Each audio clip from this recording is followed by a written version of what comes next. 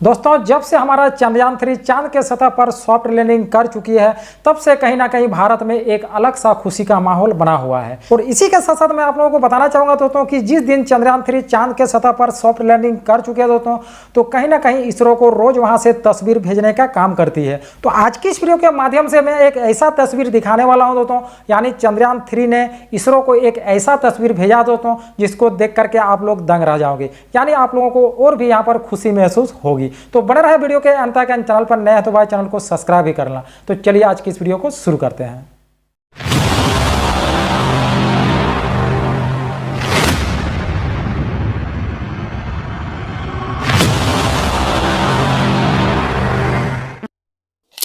दोस्तों, जब से चंद्रयान 3 के विक्रम लैंडर ने चांद पर सेफ लैंडिंग की है, तब से पूरी दुनिया की नज़र भारत के लैंडर विक्रम और रोवर प्रज्ञान पर बनी हुई है। इसी बीच दुनिया भर में तहलका तो तब मच गया था जब प्रज्ञान रोवर ने अपने 14 दिन में रिसर्च मिशन को सिर्फ 11 दिनों में ही पूरा कर लिया था और इसरो ने भारत माँ के बेटे प्रज्ञान को चंदा मामा की गोद में गहरी नींद में सुला दिया था। हालांकि शटडाउन होने के बाद लोगों का ध्यान प्रज्ञान से हट गया था, मगर गहरी नींद से जागकर भारत के प्रज्ञान रोवर ने एक ऐसा कारनामा कर दिखाया है जिसे देख दुनिया भर के वैज्ञानिकों ने अपने दांतों तले उंगलियां दबा ली हैं। जी हाँ, प्रज्ञान ने अपने सीक्रेट तीसरी आंख खोलकर चांद पर एक ऐसी तस्वीर कैप्चर की है जिसे देख आपकी खुशी 7वें आसमान पर पहुंच जाएगी। लेकिन वो रहस्यमय चीज आखिर है क्या, और प्रज्ञान के पीछे पीछे विक्रम ने क्या कारनामा किया जिससे पूरी दुनिया हिल गई? जानने के लिए बने रहिए वीडियो में अंत तक। दोस्तों, प्रज्ञान रोवर ने अपने 14 दिनों के मिशन को महज 11 दिनों में ही पूरा कर लिया था, साथ ही एक्स्ट्रा काम भी कर दिखाया था। इसी वजह से इसरो के वैज्ञानिकों ने इसकी बैटरी फुल चार्ज करके इसे सुला दिया था, जो देख जहां पहले दुनिया भर में सिर्फ प्रज्ञान की रचे कीर्तिमान के चर्चे हो रहे थे, वहीं अब भारत के दुश्मन प्रज्ञान की खिल्ली उड़ाने की कोशिश कर रहे थे। उनका कहना था कि भारत का प्रज्ञान खराब हो चुका है और इसरो अब अपनी इस नाकामयाबी को ढकने के लिए इसे सुलाने का बहाना कर रही है। लेकिन वो कहते हैं ना, सोते हुए शेर को कमजोर मत समझना, क्योंकि शेर जब दहाड़ता है तो पूरा इलाका हिल जाता है। ठीक उसी तरह से सोए हुए प्रज्ञान ने एक बार फिर आंख खोली है और ऐसी करामात कर दिखाई है जो देखकर भारत के दुश्मनों की खटिया खड़ी हो गई है और हर भारतीय का सीना गर्व से चौड़ा हो गया है। जी हाँ दोस्तों, 2 सितंबर के दिन चंदा मामा की गोद में सोए प्रज्ञान ने अचानक से करवट बदली है और आंख खोलते हुए अपने दोस्त विक्रम लैंडर की 3D तस्वीर खींच ली है। और जब इसरो ने इस तस्वीर को शेयर किया तो पूरी दुनिया के स्पेस एजेंसीज में हड़कंप मच गया, क्योंकि इसरो ने अब तक प्रज्ञान की इस तीसरी आंख को दुनिया से छिपा कर रखा था, जो खुलते ही इसकी एडवांस टेक्नोलॉजी को देख दुनिया भर के सभी वैज्ञानिक दंग रह गए।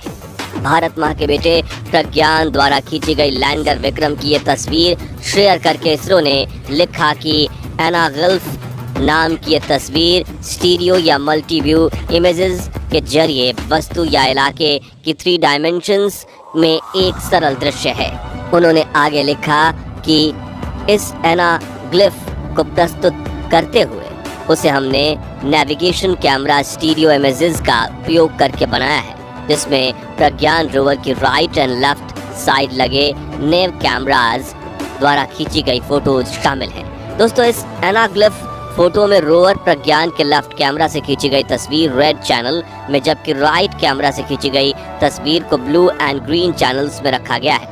और यही डिफरेंट पर्सपेक्टिव इन दोनों फोटोज को मर्ज करते हुए इनके बीच स्टीरियो इफेक्ट बनाता है, जो कि 3 डायमेंशनल दृश्य दिखाता है। और अगर आप लाल या सियान चश्मा पहनकर इस तस्वीर को देखेंगे तो आपको 100% 3D व्यू में विक्रम रोवर खड़ा दिखेगा, यानी कि प्रज्ञान रोवर की दोनों आंखें मतलब नेविगेशन कैमराज मिलकर चांद पर खड़े विक्रम के साथ चांद की सतह की भी 3D तस्वीरें ले सकती हैं, जो एक 26 किलो के छोटे रोबोट के हिसाब से काफ़ी बड़ी बात है।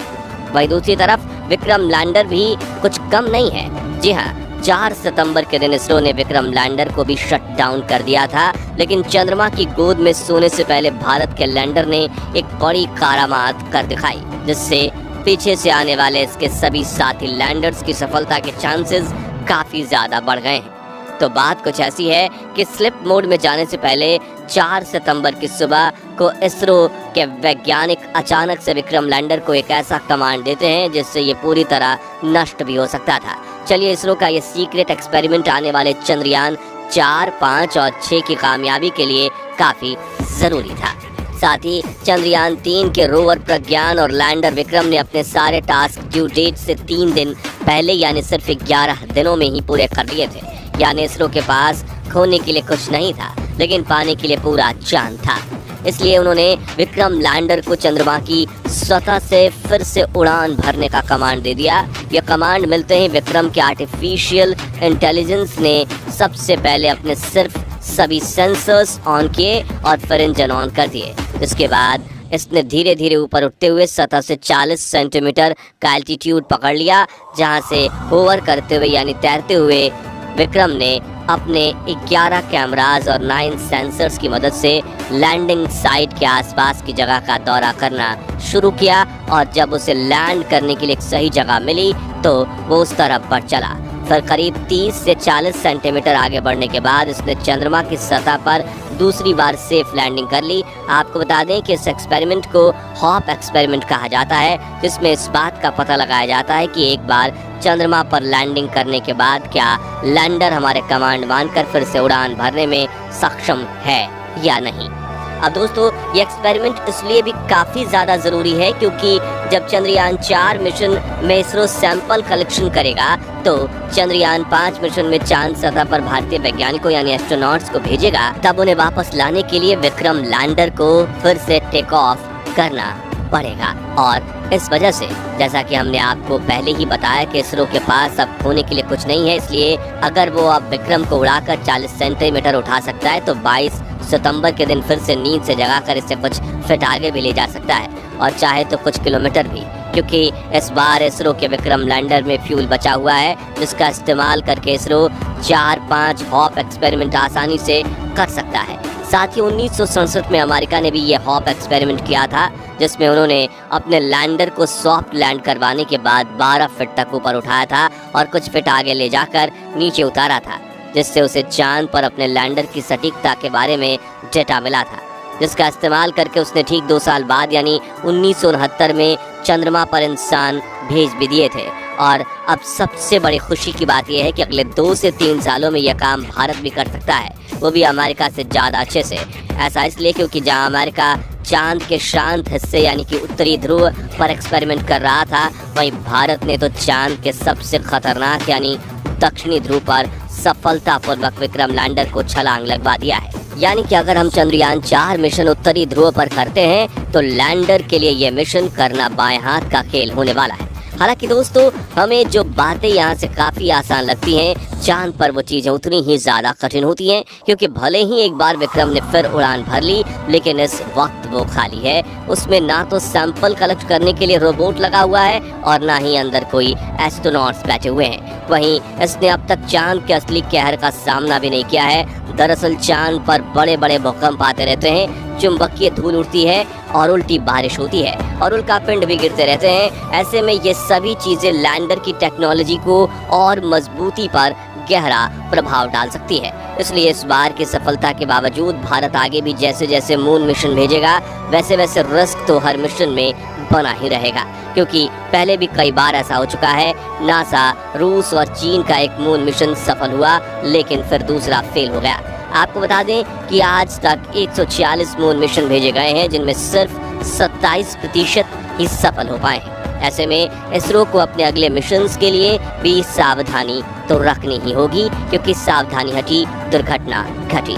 तो उम्मीद करता हूं दोस्तों आज का ये छोटा सा वीडियो आप लोगों को पसंद आया होगा। वीडियो पसंद आया तो वीडियो को एक लाइक कर देना प्लीज। चैनल पर नए तो चैनल को सब्सक्राइब भी कर लेना। नीचे कमेंट सेक्शन में जाकर के चंद्रयान 3 के बारे में कोई प्यारा सा एक कमेंट भी कर देना। तो मिलते हैं दोस्तों नेक्स्ट वीडियो में, तब तक के लिए जय हिंद, वंदे मातरम।